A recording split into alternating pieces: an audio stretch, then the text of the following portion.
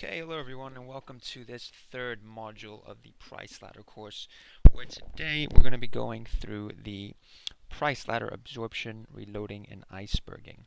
So let's take a look at what that actually means. Now, so today we're covering what is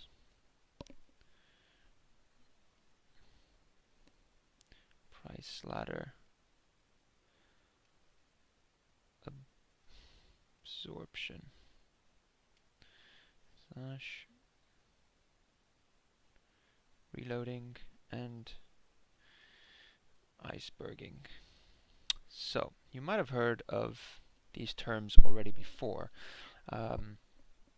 Specifically, if we just take a quick look over at absorption, to put this briefly, it's basically what the word says. It's when the market soaks up a certain amount of volume. And basically what you see is the market participants that are doing the absorbing are actually passively buying or selling a large amount of contracts on the bid of the offer. So for example, before I show you an example of this, so for example, in this scenario here, this is a price ladder not currently live, just paused at the minute, just a freeze frame of the market at this level. So let's, for example, let's just imagine that there wasn't a gap between here, there wasn't a space between here, a spread, and let's just say there were actually market participants. For the sake of argument, there's 341 contracts here, and the sellers wanted to sell into the bid here. There was 223 at the bid. Let's just say that the sellers come in and start selling 223 aggressively at market. They're basically paying at market. They sell or accept to pay at market 223 contracts. So they've sold 223 contracts, and effectively that's absorbed by the buyer. So the absorption takes place by the buyer. Just delete that. Buyer absorbs. Now, usually what you would say, you wouldn't really actually take notice of a 223 contract absorption because it's just not that much. It's something not really worthy of it, because that's typically what you see on your average bid and offers anyway. But if, let's just say, there was, 2,231, for example. So there's 2,000 contracts actually on the bid, and some would actually sell the lot at 64s, and that effectively would be an absorption I would pay attention to, because if someone comes to market and sells 2,000 aggressively at market, and then the buyer manages to absorb those 2,000 contracts, that's effectively an absorption I want to pay attention to, because that means there's a pretty big passive buyer. I mean, likewise, you could say there's someone aggressively selling, but if that buyer doesn't move and doesn't budge and they keep selling into him and he's absorbing that volume, that means he might have more to do, more to get done. And if the sellers run out of any contracts to sell, he might start getting aggressive and going to market at the next price, the next price, the next price. And that's effectively what you might be looking for in an absorption. So an absorption, if we're just going to quickly write this out,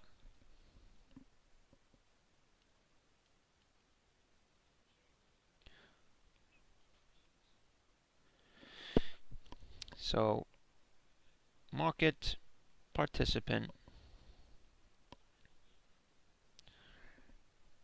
passively, the keyword is passively, buys / sells as other market participants sell / buy at market into them.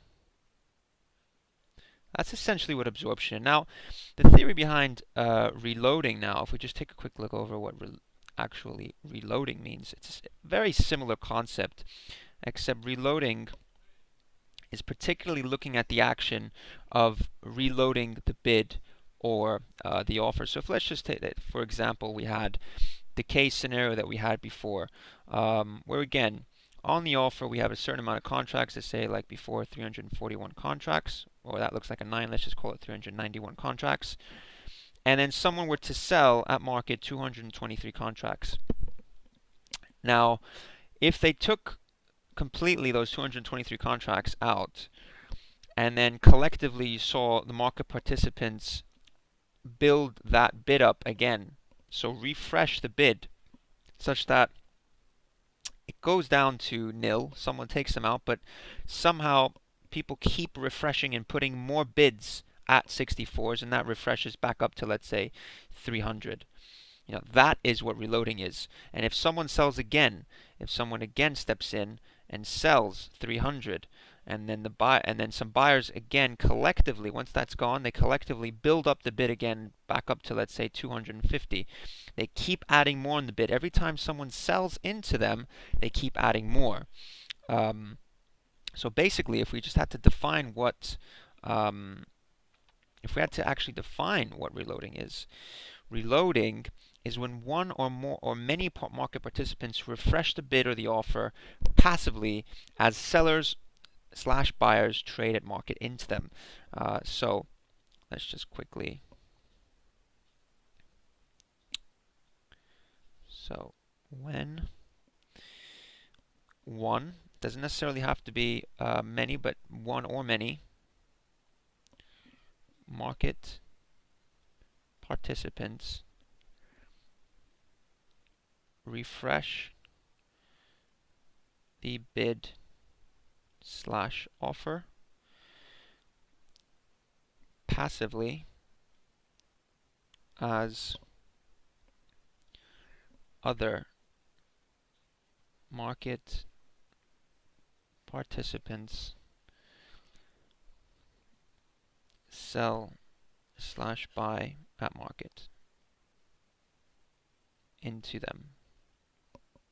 So again, very similar concept to what we saw with absorption, except the reloading is actually the action of refreshing. So as you know, some people might call this refreshing of the bids and the offers. Now the last concept is basically, in terms of price action absorption, is basically the same as reloading, but iceberging. Now iceberging is reloading, but it's when effectively one market participant's doing it, because you don't usually see more than one market participant actually reloading at the bid of the offer. Now iceberging, as we went before, as an order type, it's just an order that when you put into the market, it slices the orders up, and it every time it goes past a certain threshold, it refreshes. So let's say if I have 2,000 contracts, if I had 2,000 contracts to buy here, and someone was selling into the bid here, I could split it up into 10 slices of 200 contracts. So every time someone would hit the bid and take that out, I could refresh and put 200. So if I saw very blatantly that every time this went down to 0, someone would hit the bid, take out the 200 and put another 200 on, and then another 200 on, and then another 200 on. So every single time it's the same amount being put on, I can tell that that's an iceberg. And that very blatantly is one buyer. I mean, that is characteristic of one buyer doing the same order again and again. So what we're going to say for the iceberg, it's exactly the same as reloading, exactly the same, except it's one market participant refreshing